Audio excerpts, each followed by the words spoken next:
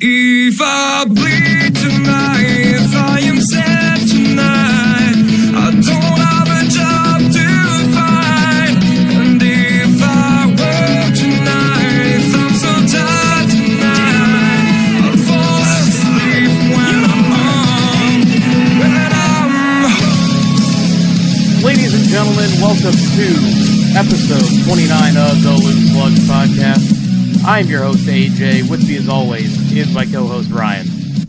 What? AJ, long time no see on the podcast. Hope everybody had a good weekend, Memorial Day weekend last weekend. Let's get into this. Let's do this. It's going to be a good episode tonight. Yeah, we got a 2-in-1 episode this week because of the technical difficulties we had to go through last week.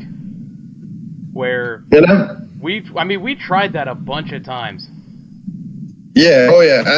I noticed too, it's always when you're in bedroom or wherever it is in your house, that part of the house does not like the Loose Lugs podcast. Obviously, you got all the cars in the background there, so let's have it a good weekend. Yeah, I mean, it's a little choppy from your end. On my end, like the very last word you say, like the last part of a word you say, it's a little bit choppy on my end, but it's definitely nowhere near how bad it was last week.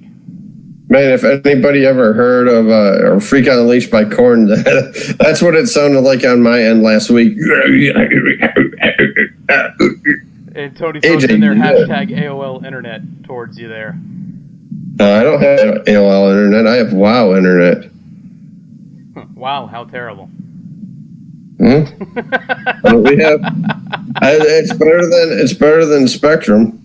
Yeah, I mean, I've heard that Spectrum is bad. Yes. But, I mean, you even went on a full-fledged rant. Yeah, I went in on how bad, like, the internet was and how bad our connection was last week. I started talking about the dirt track racing we went to Memorial Day weekend, which was, again, another awesome time at the dirt track. Man, if there's any dirt track fans out there, man, go support your local dirt track racers and the short track racers as well. Go enjoy it, have some fun. More short tracks. Yes, more short tracks, more dirt tracks. That's for sure. So, I mean, we have a jam-packed episode this week. We're going to get into the double Xfinity races, double Cup races. We're going to get in a little bit of the Indy and F1 races from last weekend and how it related to the Cup race that weekend. We also have a couple playoff series going on, Ryan, in other sports, in basketball yes, we do. And hockey. We got the Warriors and the Cavs, Warriors being up 2-0. Yep. And the Capitals up 3-1 on Vegas. Do either two teams down in these series come back? No and no. I think Ovi's getting the Cup and Curry's getting Finals MVP. Yep. The Cleveland had their game to win, to try to make it a decent series, but then J.R. Smith, where's the music? Someone needs to give him a map, because I don't think he has any idea where he is at any given time on a basketball court. No, I don't think he does either. And then he's jacking up these stupid fadeaway threes. I'm like, really? And then James Neal for Las Vegas needs a map to find out where the net is, because obviously he can't hit that. He hit the post last night, and he called. If he would have scored last night, they would have won last night. And no, Washington has played great this entire playoffs, and now at the Stanley Cup, they're clicking. It's a great story. So is the Vegas story. It's been a really good series. I don't want it to end in 5 games. I'd like to see it Washington win it at home. See the party. Oh, dude, it's gonna be Ovechkin winning a cup is like everything right now. Like that. Oh, of course. That's what everyone wants to see, I think. I mean, not everyone. People want to see an expansion team win the Stanley Cup for the first time. I'm sorry. Vegas is going to be around for years to come. A superstar like Ovechkin is once every 10 years type of guy, or one every 20 years. That is just such a consistent goal scorer, a pure goal scorer. I mean, he can play both sides of the puck, though. It's not like he can only play offense. He can also come back on defense and help out. He's not afraid to lay the body. Yeah, exactly. And it's what Tony said last night. Vegas, like you said, Vegas is going to be around. Tony said it last night while we're in our OTP cheeseburger franchise now. So, that Vegas is going to have all this cap. Statue. Nice. That, that he's got, Vegas has got the cap space next year to go out and sign some free agents. So it's going to be interesting to see what they do next year and interesting to do what they do this year. And then I think we're in agreement that Cleveland is screwed. Yeah, unfortunately. LeBron's probably going to get him a game, so. Yeah, they might steal one, it feels weird to say. They're going to steal one at home, I think. Oh, yeah, I do too. But then I think Golden State would just come back, so. Yeah, I think this series is over in 5 at most. Yep. Yeah, we'll wait and see. So, Ryan, last weekend was a long weekend for most of us. It was a fun one on my end. Did a lot of moving around, going to different places. Saw the new Deadpool movie, which is a must-see. Yeah, we definitely got to see that here soon, hopefully. I'm not going to spoil anything, but like I said, definitely a must-see.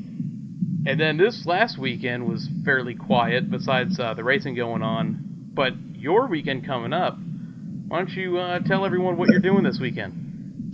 Ladies and gentlemen, at the end of the show, we always say we'll see you at the track. Well, guess what, boys and girls? That's right. This guy will be at Michigan International Speedway for the Firekeepers Casino 400 with the fiance, soon-to-be wife. We're going to be out there enjoying the racing, getting out there early.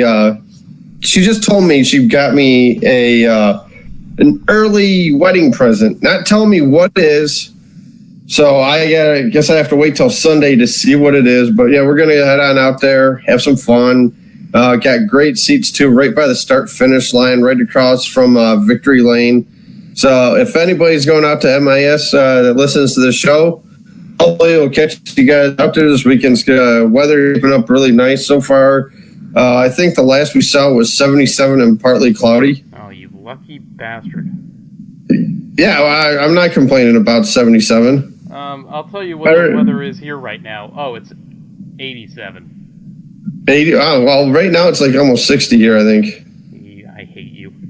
Yeah, it's pretty nice here. So, but yeah, like I said, man, we'll be out there. Hopefully, see a good race. Hopefully, see one of our drivers get the W. Unfortunately, don't want to see a Toyota in Victory Lane.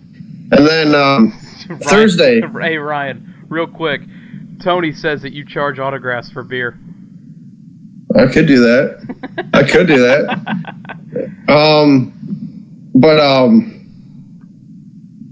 The Thursday, Jack Roush store in Livonia is having an autograph signing with Matt Kenseth's going to be out there. Jack Roush, Ryan Reed, and Austin Cindric are going to be out there. AJ, let the folks at home know what you're sending my way.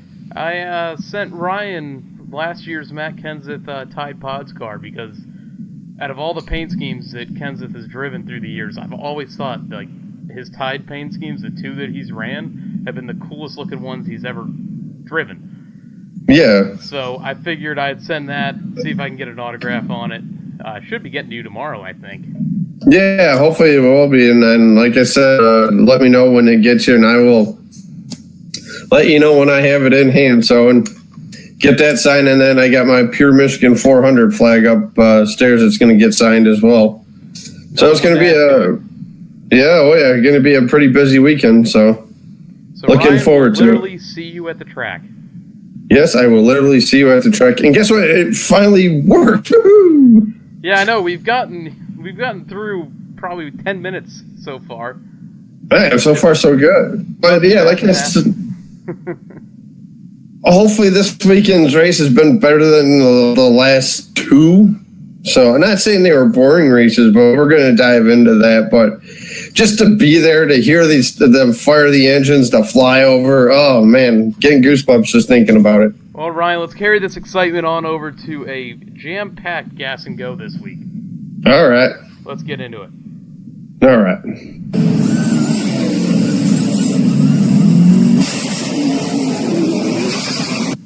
For those that are always tuning in every week to the show, you already know what Gas and Go is, but for those that don't know, this is where we recap the race weekend. We're recapping 2 race weekends, both for Xfinity and Cup.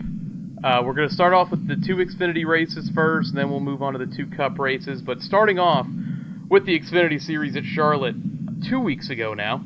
Well, 1 week ago. 1 week ago. Going on 2 weeks. 1.5. Yeah, about that. So Brad Keselowski was your winner. Survived a late surge by Cole Custer. Another Cup guy winning. No shock at all there when Cup guys run the Xfinity Series. Now, the shocking story, Ryan, to me, was Kyle Busch winning stages 1 and 2 and then wrecking. Yeah, oh yeah. Yeah, he did that. He had a late restart that he tried to go down low, got caught up in it, and wrecked. And then we were up at the soon-to-be in-laws house. We were up there watching it, and Sarah's dad's like, "Who's winning?" Kyle. "Oh, I'm going to take a nap." 5 minutes after he goes to lay down and take a nap, that's when Kyle crashes. Yeah, how ironic, right? I mean, should have stayed up for that one. He should have. I think he'd have been cheering too. I know we were.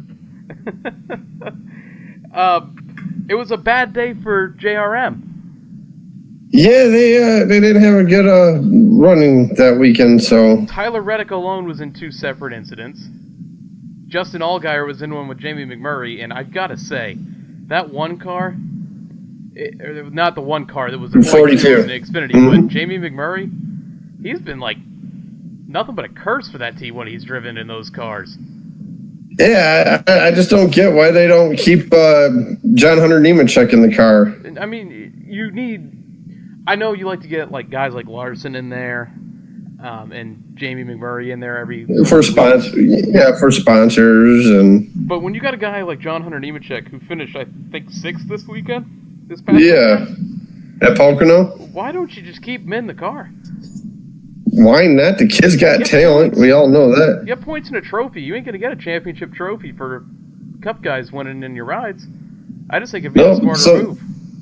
Yep, something I've never understood why. I mean, like we just said, I mean, sponsorships, drivers bringing bigger sponsors, what it all boils down to. But, yeah, I think John Hunter needs to be in that car. Yeah, I agree with you, for sure. Continuing on, Kaz Grala, and this was his first race with Fury Race Cars, and they a huge part of that team is Tony Uri Jr. Most Junior fans know who that is. He finished 10th in his first race with a brand new team that's never ran in the Xfinity Series. Finished 10th. Yeah, oh yeah. Good for him, man. Good for him.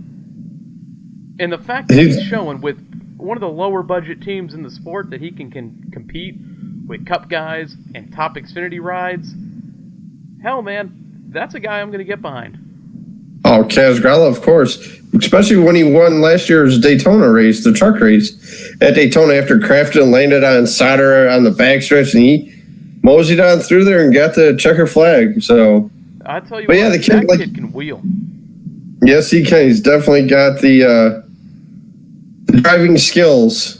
He's got the spunk. Yes, he does. Or as they like to call it. He does. He has it.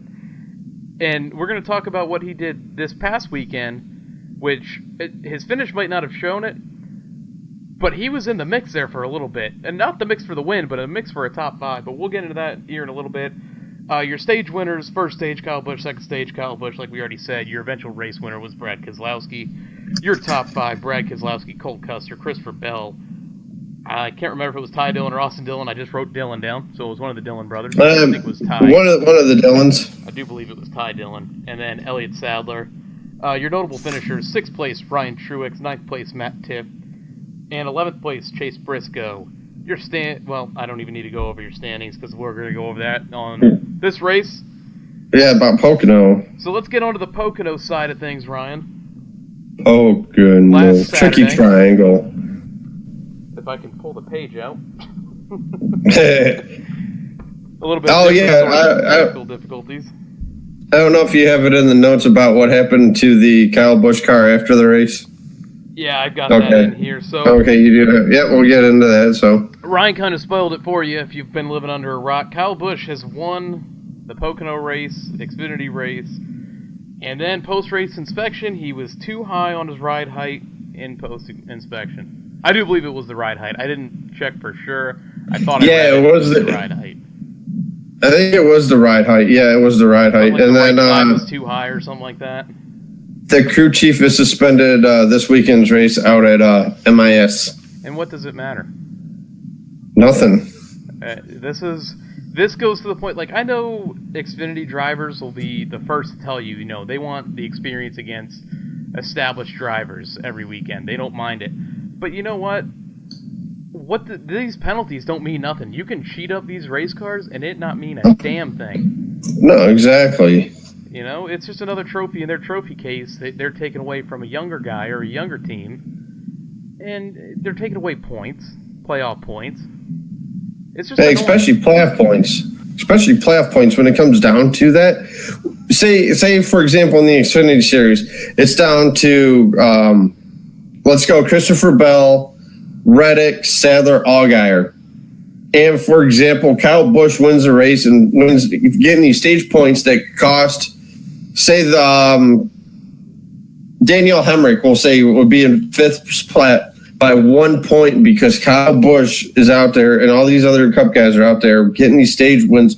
When maybe a guy like Hemrick, Sadler, all these other guys can get these stage wins. That's what it's going to do right there. That's why I'm glad there was that time this year where they had no guys in it. Those were some of the best Xfinity races. Ryan, it's funny because it seems like the races without Cup drivers for the Xfinity Series draws a better rating every Saturday opposed to other races with Cup guys. I think it's just a better product. You're getting a better race out of it. I mean, look at the Truck Series. Sometimes you get one or two Cup guys in it, but it's never really any more than that. And 9 times out of 10, Johnny Sauter's waxing the field this year. Oh, but having a great truck. So, by the way, Truck Series are back in action this weekend. Texas, Friday at 9:30. Yeah, Friday. At 9:30, nonetheless. Well, Texas is an hour time difference. I know, but it's like the. I think it's 8:30 or 9:30, one of the two. I thought it was 9 o'clock, but it might be 9:30. I know it's after 8. They're racing this weekend somewhere past 8:30, so it's got to be 9:30 then. Mm-hmm. But go ahead. No, something. It may be 8:30. It may be 9:30. Like I said, I'm not entirely sure. So just moving on, Ryan. Cole Custer, back-to-back solid runs. Early on in the race, he seemed like he had a pretty good car. Definitely best of what I thought was of the Xfinity regulars. I thought Custer had the best car. His finish at the end didn't show it, but I thought he was the better one of all the Xfinity regulars that were in the race this weekend. Mm-hmm. We had Christopher Bell and Justin Allgaier crash late. I think it was like lap 165 when they crashed, and it was a product. And for those that didn't know, the Xfinity Series used somewhat the same thing they used at Indy last year with a few minor tweaks. So these cars would get really bunched up off of restarts, and it was just the product of bump drafting that caused Bell and Allgaier to wreck. Mm-hmm. And for Allgaier, it's been a rough couple weeks. It has, especially after the Dover wing got taken away. They haven't fully recovered from it, so here's the story, Ryan, with Kaz Grala that I thought was great. So he might have finished 16th, but there was at one point in that race where he was as high as 7th. So, for those that have said, or those who think that Kaz getting out of that ride that he was in, he wasn't that great of a driver or whatever, wasn't getting the finishes, look what he's doing now in better equipment, but spending less money, I think. I'm not sure. I mean, I don't know the expenses and the finances of it. Uh-huh.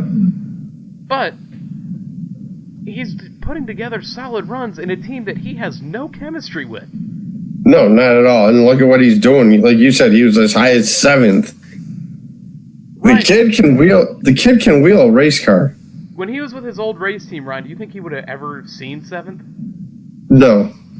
So, he's still the only driver from his former race team that has finished in the top 10 this season. Mm-hmm. But it just goes to show, man, that kid, he has it. That he does. Can't wait to. I'm looking forward to a bigger and brighter future for him. For sure. Now, Ryan, this was just a... I'm going to say it just because I don't have a better term to use for this. It was a boring race. I thought this weekend as in a whole was... I mean... I don't know... You got to think Cup drivers being in it play a part in it. I don't like of course. A broken record on it. But they brought in the rules package they use at Indy with the minor tweaks. Hell, I thought you should have brought that same package back. Don't tweak it at all. That was fine. No, not... Yeah, the package they ran at Indy was... I thought that was... Out of the 2 races at Indy that year, last year, the Xfinity was the better race. I think there were only 5 or 6 drivers who finished not on the lead lap this weekend in Xfinity. Mm-hmm. So... Insane. The product is good. I think it's just... When you add these guys like Kyle Busch, Brad Keselowski, Jamie McMurray, Paul Menard to the mix, they're in the best equipment out there. Mm-hmm. They're putting a hurting on the field, and it's like everybody else looks so far less competitive. That they do. And it just leads for a boring race. And I know old school fans are going to say, well, this is how racing used to be and all that, but I get that, but we've had some great finishes in the Xfinity Series and Cup Series over the last couple of years where they weren't so spread out at the finish and all that it drew fans back. Times have changed. Yes. Yes, it does. Yeah, and yes, they are. Less asses in seats equals no bueno. Yeah, exactly. So if we have to go away from the old school style of things to put more rear ends in seats at racetracks and get more people tuning in every Saturday, Sunday, and Friday, you got to do what you have to do to make revenue off it. That you do. So if you don't want to watch after that, fine, don't watch. All you're doing is whining every weekend anyway, so what's the point? Exactly. So excuse my rambling on that one. Right. Well, the good thing you work is, unfortunately, Saturday I woke up a little late. Care to mention on the podcast, I had an angry fiance that day because we were supposed to do yard work, and instead she cut we had a lot of bushes and shrubs along the fence line. She got those cut. I woke up. I'm like, oh wow, that looks great, and then cut the grass. And then by the time I got in, the race was over. Well, I mean, I missed all but the final stage of the Xfinity race. Mm-hmm. So I didn't even know what was going on there for a little bit just because I was out doing some running around I had to do. Exactly. But it's sad that before the race even starts, I can kind of pinpoint a driver and say, oh yeah, he's going to win. It's not even going to be close. And sure enough, the driver I would have picked here would have been Kyle Busch. And exactly. He wins the race. Even Paul Menard was up there for a couple laps, but I mean... Chase was up there at the end. He was up there at the end, but I don't think he ever got the lead in it. No, he never got the lead, but he was up there at the end. And there's also a new driver this weekend. Yeah, can't remember. Patrick just brings up a great point here. Xfinity drivers don't learn by getting beat every week by Cup drivers every week. It's so... it is very true. If you ain't doing paddles for the lead because your car can't compete with them or they have 10 times more experience than you do, then what's the point? You got to understand how to handle these cars because these are the closest things to Cup cars we have every weekend. And I think with the limited times the Cup drivers can run in here is going to make for better racing down the road, like the Dash for Cash races. They need to do more Dash for Cash races during the regular season to keep the Cup drivers out, and then again for the playoffs. I would go even further with the restrictions they have on this. Cup drivers, 3. If you've been in the Cup Series for more than 5 years, you get 3 races. That's it. If you're a regular, you get 3 races. I'd like to see 3 races. If you've been in it for 3 years, only 3 years or less, you get 5 races. And that's how it should be. No Dash for Cast races, no playoff races. That's how you set it up.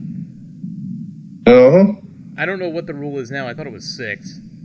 I'm not. Yeah, I think it's like 6 or 7, I thought.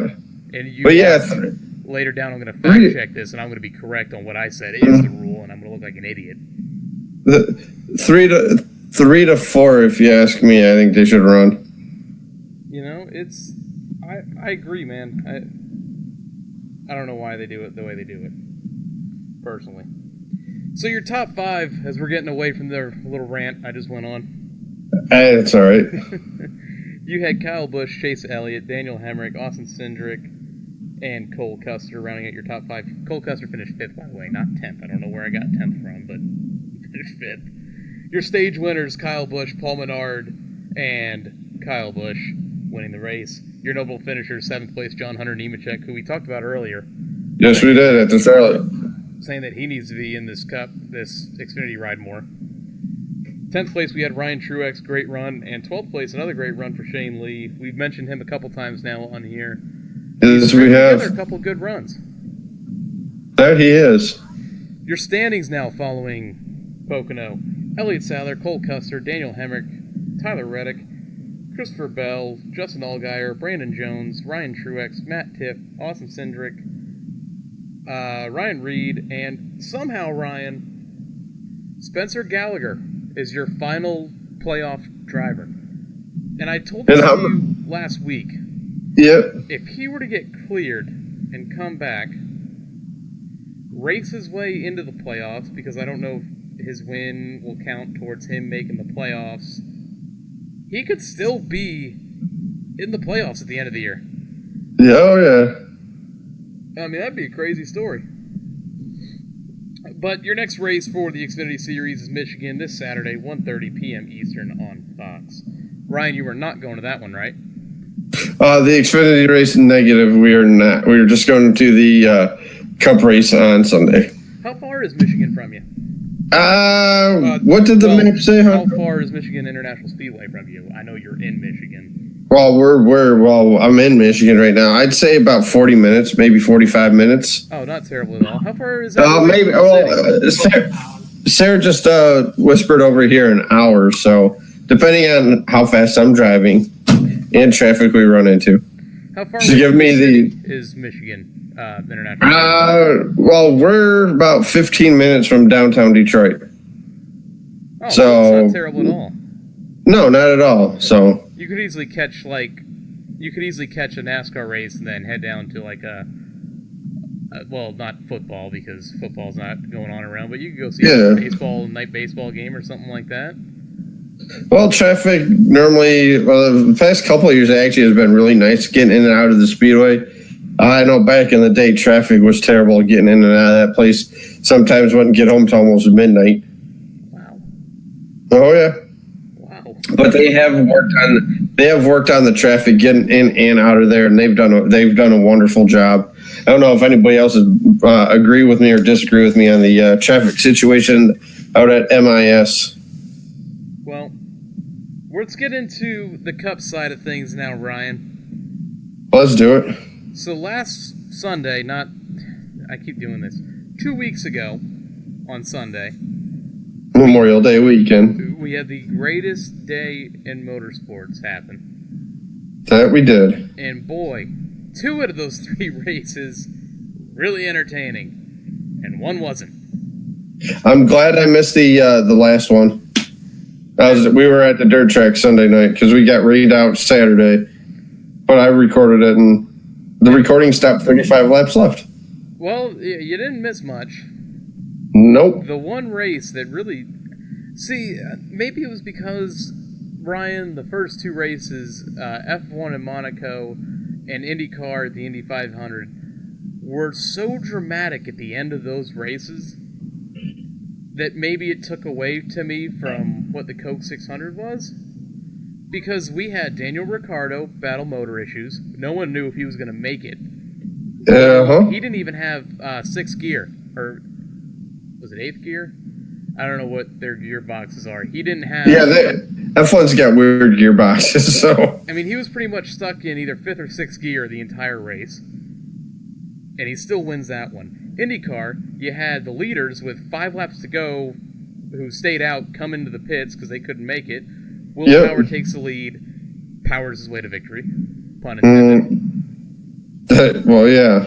And then you had the absolute ass whooping Kyle Busch put on 39 other cars on Sunday night. Yep. 377. He led 377 laps of 400. This is supposed to be the most grueling race on the schedule? And the most competitive series in all of racing. It's supposed to be the most competitive series in racing, too, isn't it? Wow. Yeah. And, sorry for the bald head there, guys, but, what did Danica Patrick do in the Indy 500? Oh, and I was waiting for you to bring this up. Oh, I'm going to. There's a couple things I want to bring up about Indy real quick. Let me put a forward in it. Okay. I wanted to see Danica do well in her final Indy race because that's where she made her name. That's where she was good. She was really good when she was there. Yes, she was. She didn't have the wins to prove it. She had one win. She didn't have as many wins as she should have had because there was a couple races where she raced where she had the best car out of everybody. There was a race at Michigan that she was running really, really good, and something happened to it, and she got out of the car and started stomping her feet and walked away. She could have won Indy, I think, either her first or second attempt at it. Yeah, I remember that, yeah. But karma's a you-know-what. Yes, it is. NASCAR's easier to drive.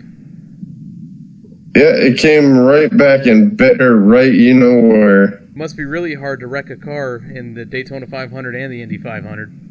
That must be. Must be some kind of wrecker, too. When I saw that she was okay and all that, I had to make sure she was moving around first. Oh, of course. I laughed at it because I had to laugh at it. Because here's someone who 3-4 weeks ago was saying how NASCAR stock cars are so much easier to drive. Mm-hmm. Well, your Daytona 500 ended the same way the Indy 500 did. Exactly. The Danica Double ended up on a tow hook. Yes, it did. And so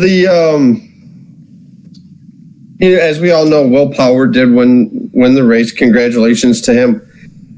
This past weekend, they had the NASCAR race, or the IndyCar race down in Belle Isle for the Duel in Detroit. They run 2 races Saturday and Sunday. But Friday's a free day, and Sarah and I decided to head down there. So we go down there, and we're walking through the paddock area.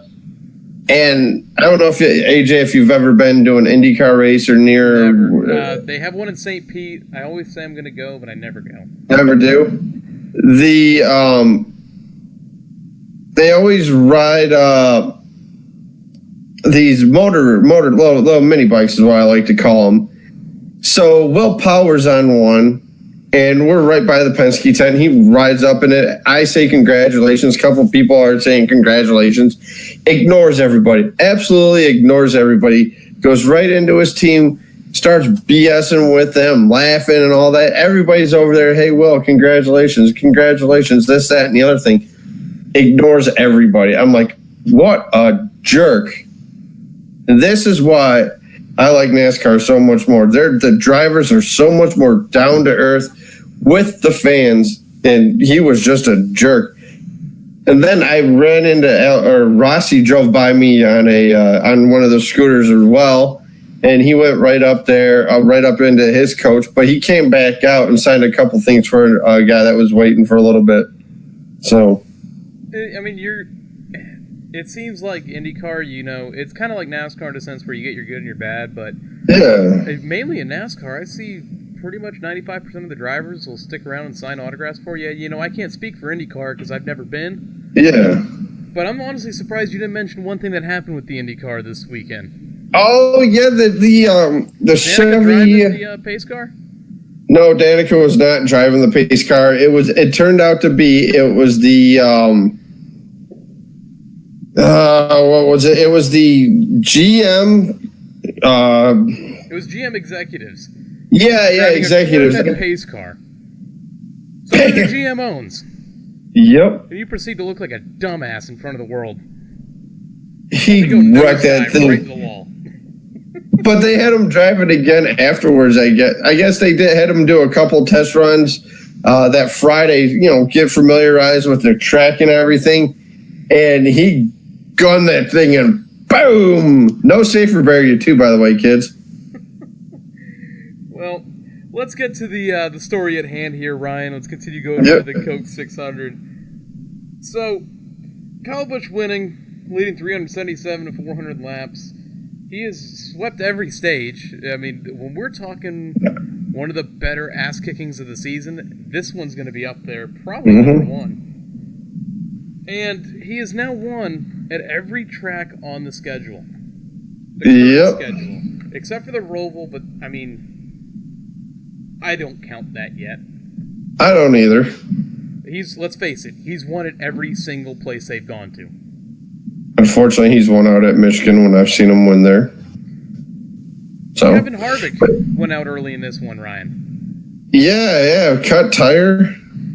I mean, this is after he failed inspection 3 times in qualifying. I think it was an L1 penalty. Yeah, L1. So, is it Rodney Childers suspended or negative? I don't think. I know he's suspended, or no, not suspended, but he's fined. Okay. Yeah, he's fined. Austin Dillon was also out early, driving the Coca-Cola car. Yeah. Ironic. I'm trying to do like a quick summary of this because there was like so much to go over in this race. Jimmy Johnson looked like a contender early until Byron was out. Denny Hamlin. But I thought the funniest thing of the weekend for 2 weekends ago, was the Radioactive that came out later on in the week. I don't know if you heard any of it. I missed the Radioactive. I saw Poconos today, so. So after the Johnson spin, Ives is on the radio, the 48 radio, saying that we're going to take a round of wedge out, this, that, and the other.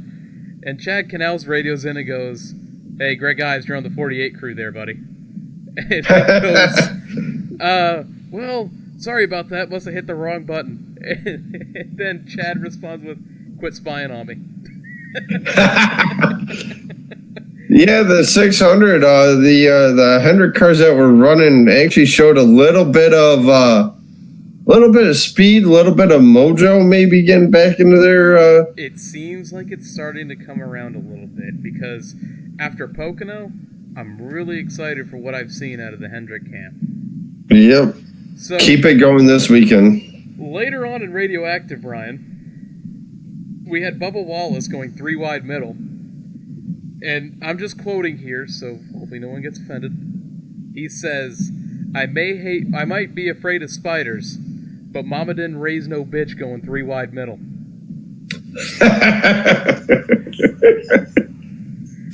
And the icing on the cake, Ryan, is when a fan gets on the frequencies of the drivers and starts keying in to the drivers. I did hear about the fan interaction. Boy, I mean, NASCAR, the sport where you can even radio into the drivers mid-race. Hey, if I'm on William Byron's spotter this weekend, and be like, "Hey, don't pit. Yeah, don't pit. Stop taking 2 tires. First pit stop of the race takes 2 tires. What are we doing?" Oh, I may go have a conniption fit if that happens. 2 tires. Yay! Woo, he's going to lead. All right. Woo! The funny thing is I don't always see a problem with what he does with Byron, with Darian Grubb with Byron.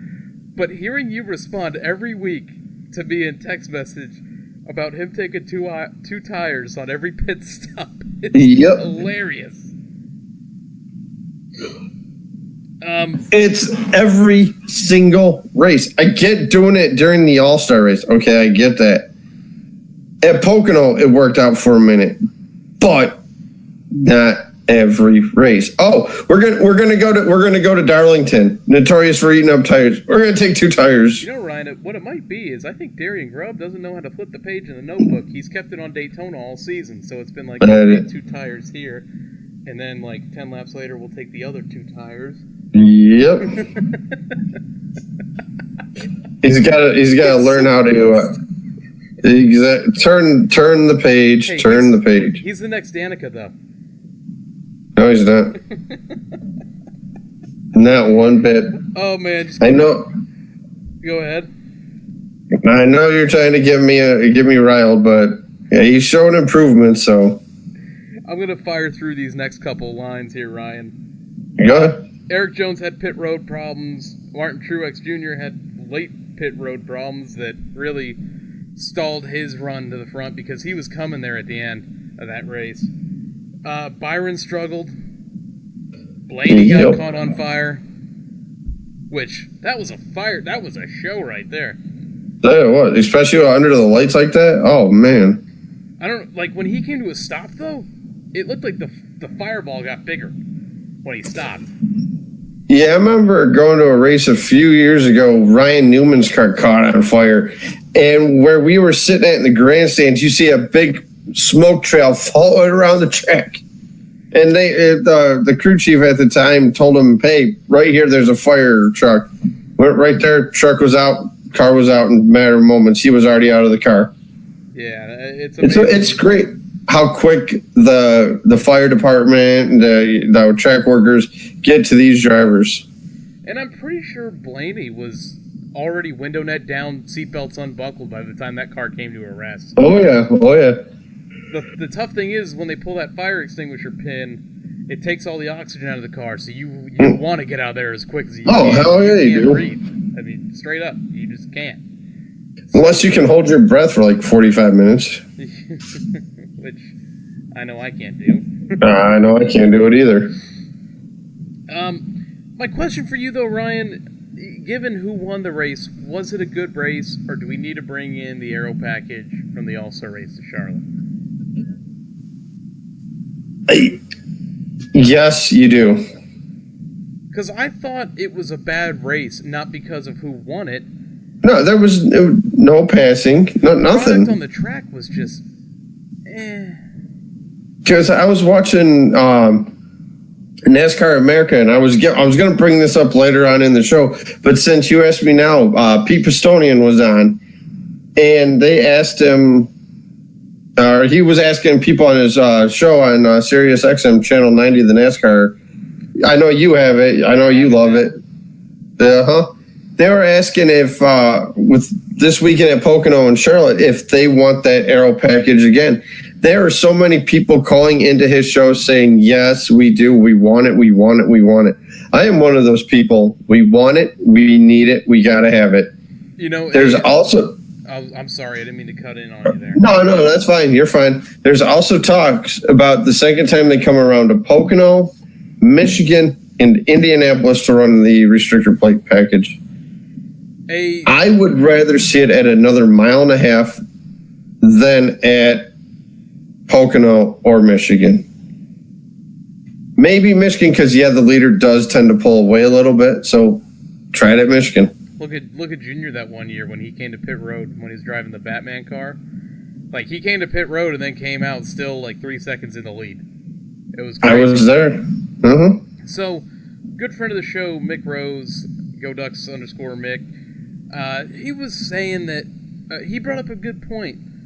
He doesn't like plate racing. He's not a fan of it. And he said he'd not like to see it continue to be on tracks, but he goes and says if it makes the product better and it gets people to watch it, then how can you not have a problem with it? I mean, I'm paraphrasing what he said because I can't remember word for word what he said, but that was along the lines of what he said. And, you know, I come from Florida, go to Daytona all the time. I love plate racing. Like, I can't get enough of it. I feel like if you go to Daytona, it changes your entire opinion on what racing is, what NASCAR is. I have a different opinion. I actually really enjoyed the rules package at Charlotte. I don't think we need it on every 1.5 mile track that's out there. But I think certain tracks, Michigan, Pocono, Indy, are tracks that it's needed. I don't know. Yeah, like you said, like Kyle Busch took off, and where was it? He was like what, up 5-6 seconds almost? Because I was thinking we were at the dirt track. No, I'm at the dirt track, and my Fox Sports Go app. Luckily, I had Wi-Fi connection at the dirt track. Good job, Merritt Speedway. And I'm watching it because they were doing some. They're doing some track cleanup, watering down the track, better racing, which it turned out to be. And I'm like, hey, Kyle's up, and he's lapped half the field already. I'm like, this is ridiculous. Oh, it's absolutely insane, man, because it sucks watching a race already knowing the outcome, and there's still like 100 laps to go. Mm-hmm.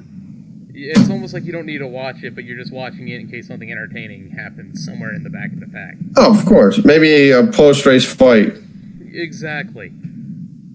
But to my advantage, there was a playoff basketball game on that I had been watching because my team was in it and unfortunately got defeated. Oh, yeah. Anyways, your stage winners was Kyle Busch, and Kyle Busch. I want to take a stab at the last one. Eric Jones. No, Derek Cope. No, no way. Man, if Derek Cope was... We're moving up a little bit here, Ryan. When I saw Derek Cope spin late in the race on Sunday, I was upset. I was like, damn, he's still in this thing. Usually Cope is like... Because he drives the lower budget teams, and sometimes he's out early because, problems with the car, gets in the wall, blows a tire. But when he was still in there at, like, the 70th lap, like, no way. Mm-hmm. But your top 5, Kyle Busch, Martin Truex Jr., Denny Hamlin, Brad Keselowski, Jimmy Johnson, great run for Hendrick, continued. Yes, it was. And our notable finishers, 9th place Alex Bowman, 11th place Chase Elliott. Hendrick seems they might have found the speed. Maybe. 16th place Bubba Wallace, great run for him. Only penalty after the race was to Martin Truex Jr., loose lugs. Thanks for supporting the show, Martin. That's right. Supporting the podcast. Ryan, but the last thing I want to touch on of the Coke 600, what was your take of the fan on the fence? Again. Entertaining. Stupid. What drives you to climb the fence? A bet. A lot of beer, that's for sure. Oh, yeah. Pretty soon it's going to be like where you can't take a cooler into a track now because of these idiots. What happens if he falls on the track? Like, it's just things that I think about. I mean, sober line. Now you see him, now you don't. I mean, there's one of two things going to happen. He's going to smash his head on the concrete. He's going to smash his head on a windshield. I'm going to go with the latter one. I mean, if we're talking Bristol, yes. Yeah. But imagine if it was at Daytona or Talladega with the packs. Oh, dude, it's not funny at all. Like, I mean, it wouldn't be pretty. But it's the aftermath isn't funny of what happens, and you're only ruining it for other people. I honestly think he was dared. Maybe he thought the race being there was actually boring because, like you said, it was, like we all said, dominating performance. Yeah, man, imagine them uploaded on Facebook. Guys, take a look at my seats from the race. I don't know if he does or not, but if there is any chance in the small world we live in that he listens to this podcast, we want your pictures. We want to see the pictures of what off your phone on the fence. Oh yeah, I'm sure they were probably confiscated. But it's very funny. Yes, it was, and the fact that he got down quite easily too. Like there's only 1 or 2 security guards there. Yeah, but it took 30 seconds to get to him. Oh, yeah. I mean, around a racetrack, that's 2 laps. Yes, it is. I don't know, man. It's just crazy ass people. I mean, the dude at Richmond sat on the fence, like. Yeah. I remember like when he sat there. Yeah, he sat there. Was like, yep. And then no one got to him for a good bit of time.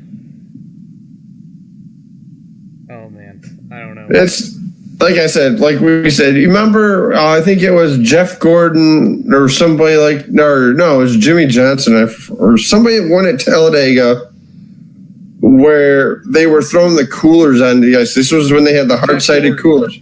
Jeff Gordon, when he won at Talladega on a rain delay. Oh yeah. They were throwing that freaking race, and they never did. And they were throwing coolers on the track and hard-sided coolers, and then the very next year at Daytona, it's soft-sided coolers now in these tracks. There's no track that's allowed a hard-sided cooler in there. Nope. Pretty soon now, because of these idiots, now we're gonna have no coolers. Well, luckily at Daytona, you can actually bring in. You can bring in the hard-sided coolers on wheels. Really? You can bring those. Yeah, that's awesome. Michigan's strictly soft served. Soft served. Thinking about ice cream, are you? No ice cream. Got me thinking about ice cream now. Oh yeah. I got a drumstick in the fridge. Let's move on to Pocono. So Martin Truex Jr., which will make Patrick happy. He's a big Martin Truex Jr. fan. Yes. Pretty much not dominated this one. He was like the second best car because the best car belonged to Kevin Harvick all day. And of course. He made a great choice because that was who I wanted to go with for my predictions for the Cup race. How about my dark horse running into another Hendrick car this weekend? You know, the funny thing about that, Ryan, was on my way home, because I had to listen to the first stage through Sirius Channel 90. Didn't miss much. The funny thing is, like, I heard Hamlin's name called. I'm like, damn it. Why didn't I pick Hamlin? He's always so good at Pocono. He hasn't been good since the repave. They did a little stat on Fox, and it's like he hasn't won since they've repaved that. Yeah, I mean, that's really crazy to think about. A man who always dominated that race. But Kevin Harvick, like I said, dominated early, just struggled late, couldn't get that car to handle right in the final restart, and he just completely lost it. And there was one of the last pit stops he got caught in by Blaney, and then they came down pit road again where him and Truex stayed out, and that's just a decision right there. Wait, you live or die by it. The weird thing was, Ryan, the inside lane couldn't restart, but it was only like it was from the second row back. Yep. If you were the lead car on the inside line, you were fine, but you weren't fine because the second row wasn't getting a jump, therefore no one's pushing you past. You kind of got hung out to dry there. That you did. And I don't know if it was because most of the time it was Harvick or Truex starting on the low side because they ran 1-2, it seemed like all day long. That they did. And I knew when I saw Truex coming, I think it was towards the end of the first stage where I had to pull up the leaderboard because I wasn't listening. Mm-hmm. I saw Harvick leading, Truex 4 seconds behind, and then like Kyle Busch 9 seconds behind. Yep. I was like, 10 laps, Truex is going to be in the lead. And sure enough, when I got into my truck and turned on the radio, Truex was in the lead. So. And he won stage one. Stage one, yep. So Bubba Wallace does his best impression of Kevin Harvick and Dale Jr. this weekend. Missing the shift. Yep, missed the shift, threw it from, what was it, third to second? Yep, Richard Petty on Twitter, this is pretty funny, that said they're going to give Bubba an automatic next weekend.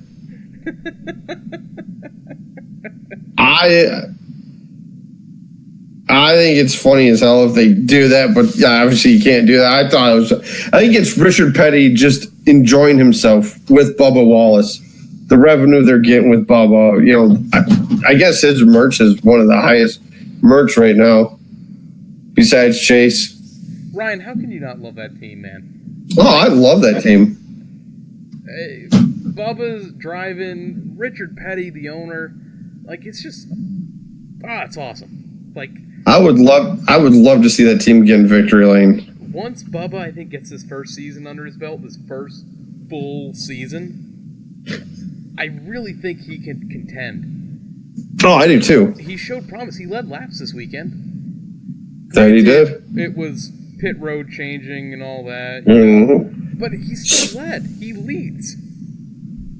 Speaking of leading laps, this is how you know Hendrick's back. Jimmy Johnson leads his first laps of the year. Isn't it crazy to think that we're at Pocono first week of June? Yep. And it took him this long to lead his first lap. DW said it best, and I know some people are saying this is waking the sleeping giant. I think it is. Jimmy Johnson is not done. Dominating done, yes. But he's not done. Not one bit. I think he's got one, maybe two more championships in him. Maybe two. I'd say one. I'd say if he wins championship number 8, he's done. He'll retire on the spot. I won't go that far now. I really think that Jimmy's towards the end of his career. I mean, he's one of the oldest guys currently driving, and there's so many young guys coming up that, you know, they can bring in money and they can bring in wins. They're good drivers. Not as good as Jimmy. But So who's the next guy up then if Jimmy retires? Do they go out and sign maybe a Landon Castle, Tyler Reddick? I was going to say Tyler Reddick would be a good fit. I kind of feel that Junior's going to bring his team up into the Cup Series here in the next couple of years. I'm excited. And it'd be nice to see if they can compete, have a 5th competitive team in the field every weekend, and especially one that's a Chevy, because of the Chevy ties, you know it's going to be a Chevy. Of course it is. But regardless, one car didn't finish this race due to collision. It was Denny Hamlin during his contact with Alex Bowman. And Ryan, I thought this was probably the funniest moment of the weekend. If you watch the slow-mo replay of Denny Hamlin wrecking, you see a probably intoxicated man on top of a 1999 an hour U-Haul van celebrating like his driver just won the race when he saw Hamlin spinning in front of him. There's nothing. Hey, you know what? There's nothing to say when you rent a U-Haul. It doesn't say where you can go with it. If you want to go rent a U-Haul and go into the infield, by God, go rent that U-Haul. Go in the infield of a race and enjoy yourself. You know what, man? That guy had a weekend to remember. Oh, I'm sure he did. Damn believe it. I'm sure he did. It was just cool to see, man. It's fun seeing other people having a blast, having a great time with everything. Oh, of course. So it was. We'll be seeing that. We'll be seeing that this weekend out at the Speedway. Oh hell yeah! So Truex battles back from pit road issues again, and it seems like Truex has had these pit road problems all season long, and it's really not like the 78 team to have that. No, it's not. Whether it be from the jack, like I don't know if the jack wasn't up all the way, or if they just having problems getting the tire off it. Something about that team this year. It's crazy. It's strange. Larson had a great car this weekend. Yes, he did. It's good to see some heavies running strong again. Yes, almost had him on that last restart. And there is something right now, I'm going to get into my rant right here, that really is kind of, it got under my skin a little bit during the broadcast. It was even before the broadcast. Gordon, DW, Chris Myers are in the Hollywood Hotel. And they're like, well, besides Harvick, Busch, Truex, those three are going to be locked into the Final Four anyway at Homestead. Who do you want to see out there? And it's like you're trying to determine that already the first weekend in June, that no matter what, those three guys you just mentioned are going to be the Final Four at Homestead. Yes, it's a strong possibility that those three could be there. I don't think all three of them are going to be there. I think one of them is going to have something bad. Yeah, choke. Yeah, to better terms. But for them to say that, and especially Jeff Gordon during the broadcast, like, Kyle was catching Harvick. Well, this is the battle I wanted to see all day. This is the battle I wanted to see all day. It's like there's 38, 39 other cars out on this track, and you want to focus on these three right now, and it's not even playoffs. It's just, who knows? Kyle Busch could go on an Austin Dillon funk right now. Yeah. Or Truex could, especially with all these pit road penalties. Could be several infractions. Crew members get suspended. Crew chiefs suspended. You know, to a not to avoid what you were talking about in your rant, but there was a moment in the media center after the race where Kyle Busch was curious as to why NASCAR threw out a caution for what looked like a shoe booty on the track. A shoe booty. Kyle Larson comes in and they were talking about it, and Kyle goes, "Man, you need to get your eyes checked," talking to Kyle Busch. And he goes, "What are you talking about? There's a booty on the track." Larson goes, "That was a huge piece of sheet metal on the track that hit my windshield." Yeah, I remember that too, seeing that. Because it smacked right off his windshield, and then there was a couple other cars that it hit, and then that's when they're like, "Yep, we're throwing the caution out." It wasn't a hat. It was not a hat. It wasn't a shoe booty. A shoe booty. That was another thing. Who would be in the car taking it off and then throwing it out the window? Like, is that even possible with the way you're strapped in? And I don't think so, Tim. Thanks, Al. You're welcome. Home improvement reference. But no, like, Jeff Gordon back in the day accused people of throwing stuff out their car anyway. The foam, water bottles. Yep. All that stuff. I don't see them getting to a shoe booty. I don't either.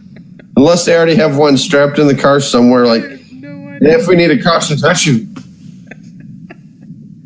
I don't know. How about Matt Kenseth this weekend? Was as low as 30th at one point. Yeah. To finish 13th. With Trevor Bayne. They're making. I don't know. They're making strides with that car, so we'll see what happens this weekend. I remember going. Roush used to have. That used to be his playground. MIS. Edwards, Biffle, Martin, Burton. Well, I can't pencil you in for what you're picking for white flags. Let me just go down here and write. No, I don't think so. But like you said, they dominated these races back in the day, and it's Ford's playground. It's Ford's backyard. Chevy's too. And going back to my Trevor Bayne comment, no, I'm just messing around with the whole Trevor Bayne thing. Oh yeah. It's Matt Kenseth, a Cup champion, multi-race winner, versus Trevor Bayne, Daytona 500. The experience that Kenseth has is miles ahead of Trevor Bayne. Anyway. Excuse me. Oh, you're fine. Another slow race. Change in arrow? It was. For next year? Or maybe this race in a couple weeks? I think so. Do they bring the All-Star package? Yep. I think they do. I think they do too. I think Steve O'Donnell is really wanting to push this package on a couple of these tracks where we're seeing a fall off in ratings and attendance. I really do think that here in like 3 or 4 weeks we'll see that package added. Now it brings me to another question: is Pocono a boring track? And I only ask this because it feels like we're at that stretch of the season, besides Michigan, where we're in these races that kind of go really slow going by. The laps don't tick down as quickly as it normally seems. Is Pocono a boring track, or is it just the fact that we have to go to the same track twice in a month span for the most part? Pretty much, it's a month span. Yeah, it's like right at a month, I do believe. They're back in August. Does that late July, early August? I think it does. I really do. I think it does play a part. I don't think they're going to get rid of a Pocono race. I mean, at least I hope they don't. I do like watching it. That's up to NASCAR right there if they want to get rid of one of those races. They may do it. They may not. I don't know. Like, we're in a stretch of races right now where it would be awesome to have a short track thrown in. Oh, God, yeah. Like, this is... Even if you didn't want to throw a short track, but maybe move Texas to this point in the year. Something a little different, you know? Yeah, because you got mile and a half at Charlotte, which is a fast track. Pocono's fast. MIS is fast. And then they have the week off for Father's Day, which is interesting. And then they got the Sonoma are out at the Sears Point. Sonoma, you were right the first time. I still call it Sears Point. I know. I enjoy calling it Sears Point. That's old school. Then it changes up. Then you go to Chicagoland now, and then Daytona. Yeah. See, that 3-race stretch right there is pretty good. It's not a bad stretch. It's like we're just at that point where it's like, all right, we just got to get through these weeks. We just got to get through these weeks, and then it's smooth sailing the rest of the year. Like this summer stretch, it's like when they throw the lesser, and I don't even want to say lesser exciting because I think a good portion of these races are exciting. Oh, of course. But we're at like the tracks where it's like, you know what's going to happen with 100 to go. We're at that stretch, and it runs up to Chicago, like you said. You know, because then it goes Chicago, Daytona, New Hampshire in there. Yep. I think you go to Watkins Glen. Then back to Pocono, then Michigan again, and then it picks back up again. But we're just in that rough patch. I'm laughing. I am laughing so hard at why they now have Indianapolis Motor Speedway, the Brickyard 400, the last race to get into the chase. But what? There's a but to this. Okay, let's hear your but first. What if they bring the new rules package to Indy this year? I'd be fine with it. It'd make it entertaining. But, like I said, they're trying to make the Brickyard 400 the second biggest race of the year, other than the Daytona 500. Yeah, I think you're never going to see an Indy 500 crowd at a Brickyard 400. It's just never going to happen. Not again. You know, you did times, yes, but that track is. It's not suited for a Cup car. No, I don't think so either. I love watching it. You don't have much passing room in the corners. No. You only have such a little amount of straightaway to actually get something done in the turns. Mm-hmm. And I love watching the Indy 500. Same here. But you remember the year at the Brickyard, they kept throwing the cautions because the tires were so bad? It was like every 15 or 16 laps they'd throw a caution. Luckily, we didn't have cable, or my dad's like, I had to turn that damn thing off. Oh, man. Ever since that race, the attendance started going down there. It was when the tire was a problem. When that was Tony Stewart kept complaining about it. Yep. And then it's been fine ever since. Oh, yeah. But moving on, Ryan, we only got a few more points to hit here in the longest gas and go I think we've ever had. Yeah, it's been about an hour. Eric Almirola finished 7th. Danica's old ride. Yeah. Man, he's got to be up there in conversation for like comeback of the year. He's also in conversation for a win soon. I'd agree with you there. I think Daytona would be his best shot, but your stage winners. First stage, Mark Truex Jr. Second stage, Kevin Harvick. And your eventual race winner was Mark Truex Jr. Your top 5, Mark Truex Jr., Kyle Larson, Kyle Busch, Kevin Harvick, and Brad Keselowski. Your notable finishers, 8th place, Jimmy Johnson. 12th place, Austin Dillon. And I threw 24th place Daniel Suarez in here because he had been on such a hot streak. And now it's like stall. Like face plant right into a brick wall. Kind of like a Chevy Corvette pace car at Belle Isle. Yeah, I mean, really, it's a great way to explain it. Oh, yeah. Your standings following Pocono: Kyle Busch, Kevin Harvick, Joey Logano, Mark Truex Jr., Brad Keselowski, Clint Bowyer, Kurt Busch, Denny Hamlin, Kyle Larson, Ryan Blaney. I almost said Dave Blaney for some reason. Eric Almirola, Jimmy Johnson, Chase Elliott, Eric Jones, Ricky Stenhouse Jr., and Alex Bowman round out your top 16. Your next race is Michigan this Sunday, 2 p.m. Eastern on Fox, unless you're Ryan, who will be in the stands. We are probably leaving the house anywhere between 6:30 and 7 o'clock to get on out there, tailgate, get to the trailers. Beautiful. Oh no, I can't wait.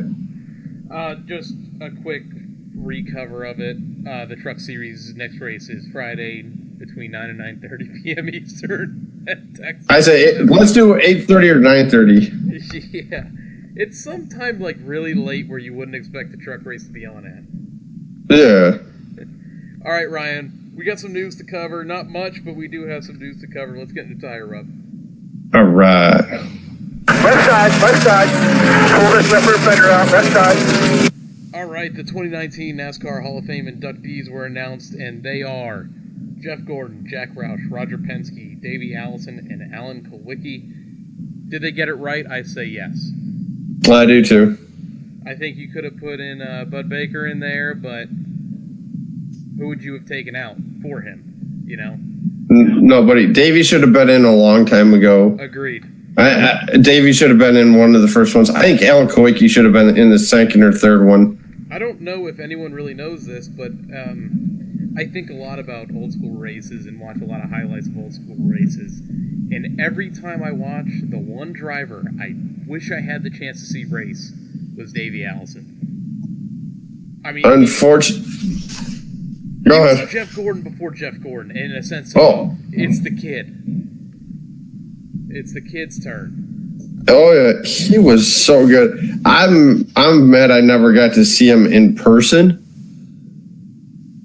but damn was he good. And the worst part, I mean, the whole thing was tragic on how he came to the demise. Yes. But it was like, he's so early in his career.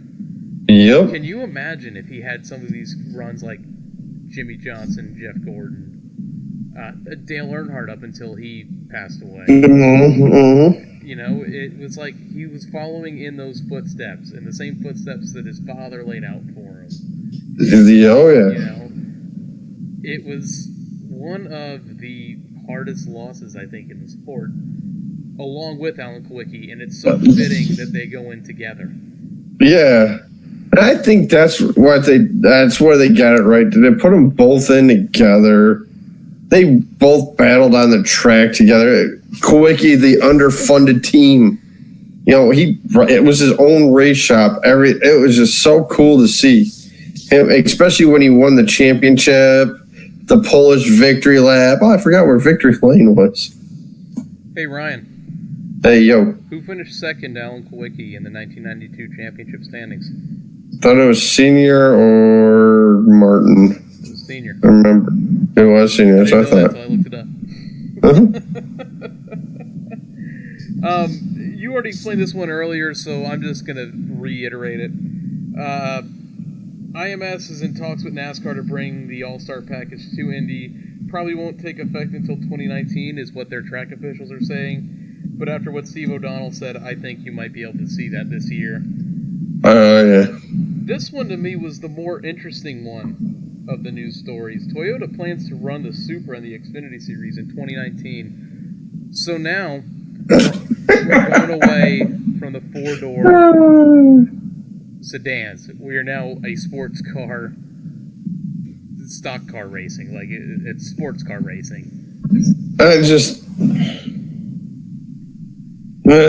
Something about that. The Supra? Yeah, I mean, if you've ever seen the Fast and Furious movies, you know what a Supra looks like.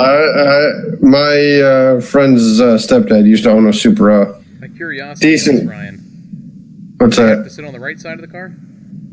No. They may have to sit on the right side of the car. Wouldn't surprise me. The 2018 postseason awards are staying in Las Vegas. I know some teams and drivers weren't happy about that just because they'd rather be closer to home on something like that. Well, you know, Brian France, he's going to hand the trophy off and run right out the back door again. I think he had to use the bathroom. Something like that. Here, Martin, here's your trophy. See ya. Coming up today, you've already said the Steve O'Donnell conversation with the All-Star package. And by the way, don't tell me Steve O'Donnell doesn't check Twitter or social media. He says what the fans are thinking. A lot. Mm-hmm.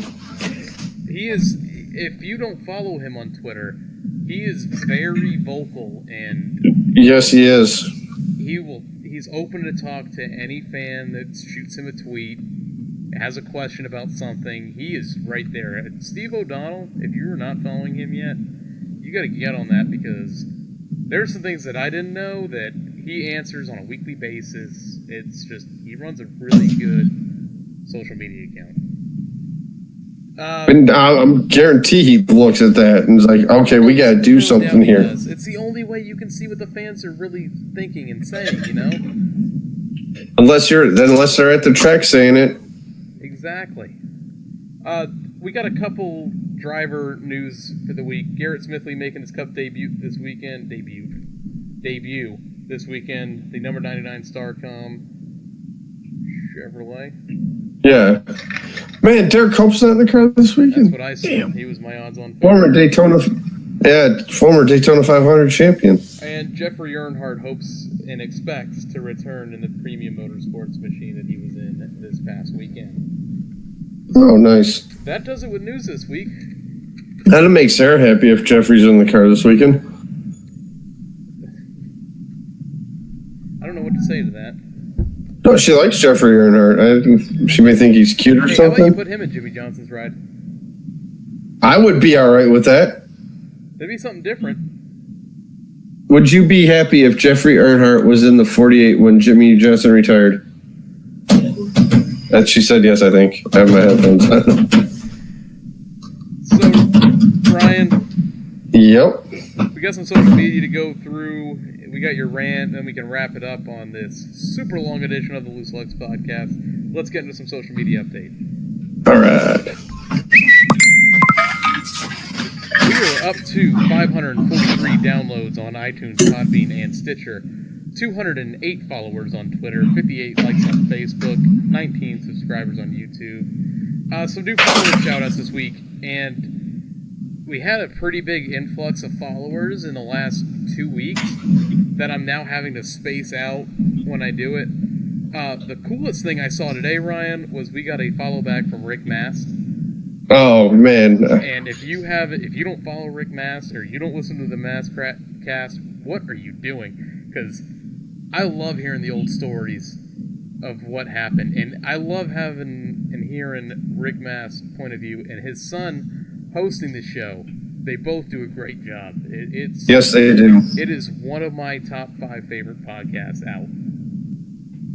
Rick Mass is definitely one of them good old boys, man. You just was always there, man. And just such a nice guy. You sent me the message at work, and I went to show Thor, calm down. Sorry, the dog's going crazy now, guys. But I went to go show Sarah at work, and she's like, Dad, her dad loved Earnhardt, and he'd remember who Rick Mast was and all that. It's pretty cool stuff, man. I know I was excited. It was very cool to see. And they definitely do have a very good podcast. It is an awesome podcast. If you haven't heard it, go check it out as soon as you can, because it's one you don't want to miss every week. It's always very good. All right, continuing on with our shout-outs, Ryan. We have Bobby Orr Motorsports at Orr Bobby. We have at Stroke Race Kid. We have NASCAR Legends at Legends NASCAR. We have Chloe Yunker from Yunker Motorsports at Chloe Yunker. We have at Ginger Baker Russ. We have Dustin Ryan Black at Dustin Black 85. And we have Dega Mama at Pixie Poodle. Our podcast shoutouts this week, and there is a new one from our friends across the pond, the My Opinion Therefore Fact podcast. It's now a separate podcast they're doing at MOATF Esports, and it's for racing, sim racing, and it's from both the guys over at MOATF. So go make sure you check very out their podcast and their new one. Definitely will have to do that. And we have our usuals.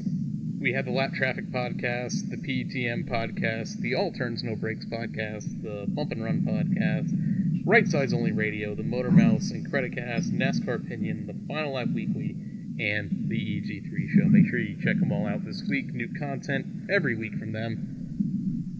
All to get your NASCAR fix in.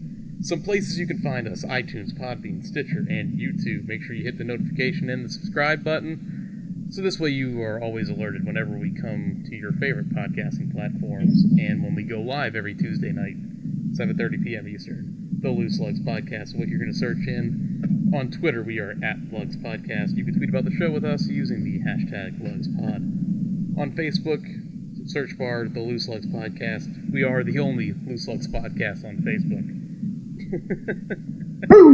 Our personals, myself on Twitter, Grey Goose F150, and Ryan. Rancola 88. Ryan, we are at a point in the show where we go through your rant. You said a rant earlier. Do you have another rant? It's not really a rant. Just definitely looking forward to the weekend. I know I've already mentioned it, man. Every June and August, just always gets excited to get out there. We have a traditional stop we do at a McDonald's, right up, close to the track, I should say. And it's going to be a great weekend. The soon-to-be wife's going to be out there with me. We do have a wedding date set. We have a party date set. I think we're probably just going to do a courthouse now. Have our party. My mom found a place that we can rent out. So we're definitely looking forward to that. Like I said, guys, it's going to be a great weekend for me out at the Irish Hills, Michigan International Speedway. If anybody's coming out there, heading out to the race, shoot me up on Twitter, the podcast page on Twitter, anything. Just let us know. Let us know where you're sitting. That reminds me, just letting everybody know, Ryan has taken over the Twitter this weekend, our Twitter handle. He's going to be tweeting live from the track, pictures, all that, letting you know where he is. If you want to go up and say hi to him, just hit him up on there. It's going to be awesome. It's going to be awesome to see. And if you guys do meet up with me, so I thought you just went out right there for a second. Can you still hear me? Yeah, I can hear you just fine. I just said if anybody does meet up with me out there this weekend at the track, I will have a beverage in hand. And he also accepts free beverages. That I do, yes. He might even hand you a free beverage. That I will. Ryan for his autograph, he'll buy you a beer. Right? Whoa. Do something, maybe. But no, guys, like I said, man, it's going to be a great weekend. Hopefully I don't have much to rant about this weekend during next week's show. Just to tell you how awesome of a race it's going to be. So, what do you say we get a flag, Ryan? Let's go. Alrighty. Tight, keep working the mirrors. In line with you, coming to the white. Only two. So all three series are in action this weekend, Ryan. All right. We have the truck series. I'm doing my predictions, I think, a little bit differently for the coming weeks. Someone had pointed out on Twitter to us that our picks seem to be the favorites every week. Oh, go outside the box. So I'm going to start going a little bit outside the box with my picks every week. Ryan, okay. Go ahead and tell me your truck pick, and then I'll tell you mine.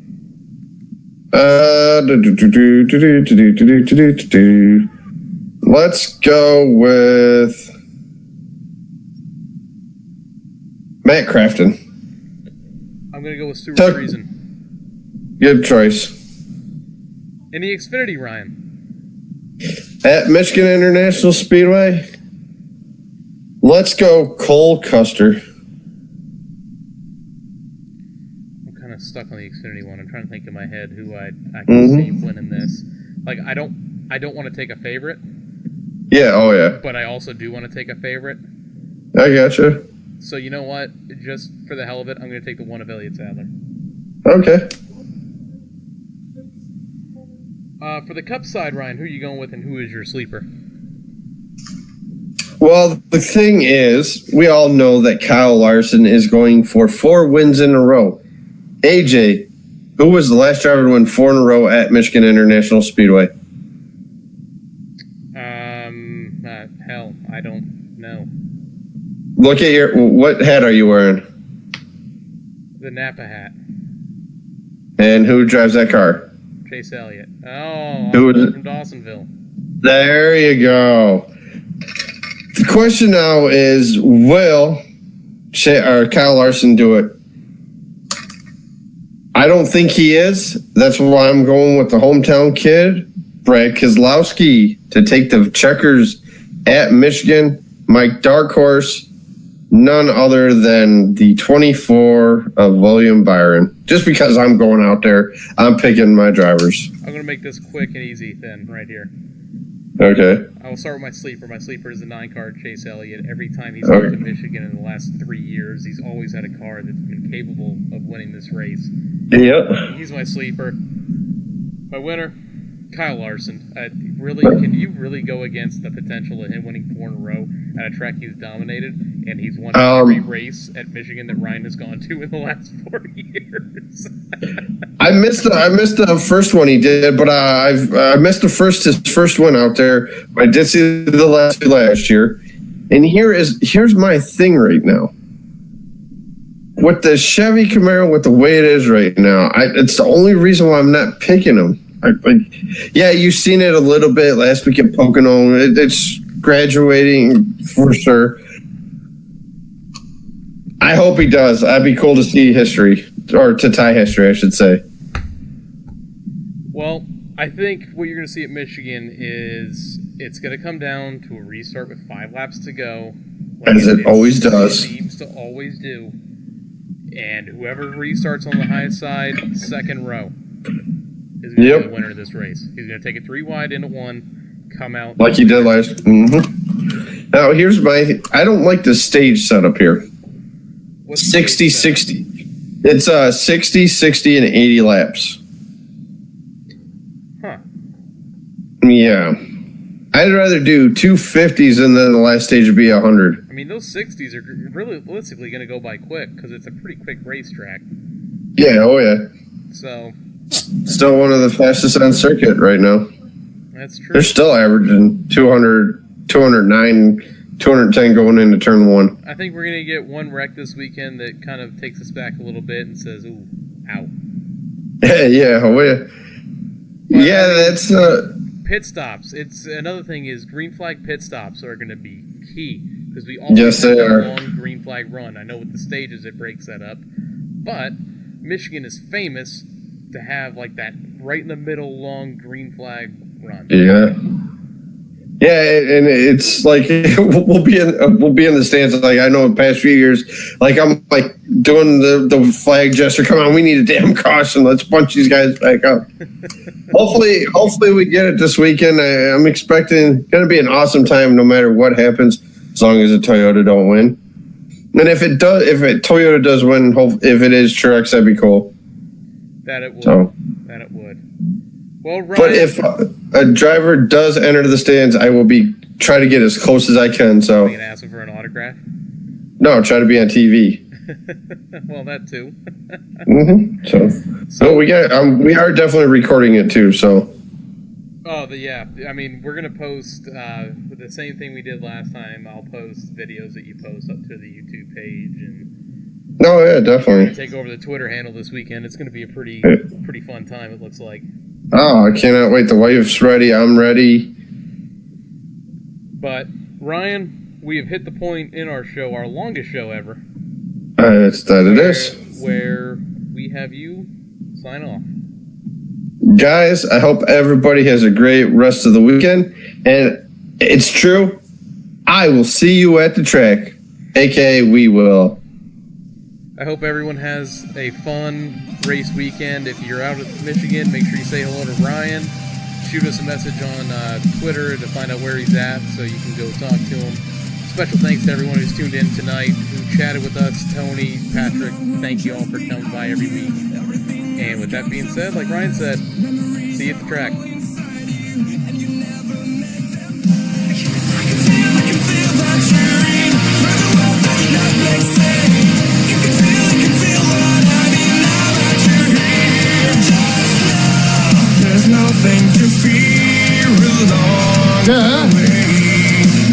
nothing I could say. Nothing I could say.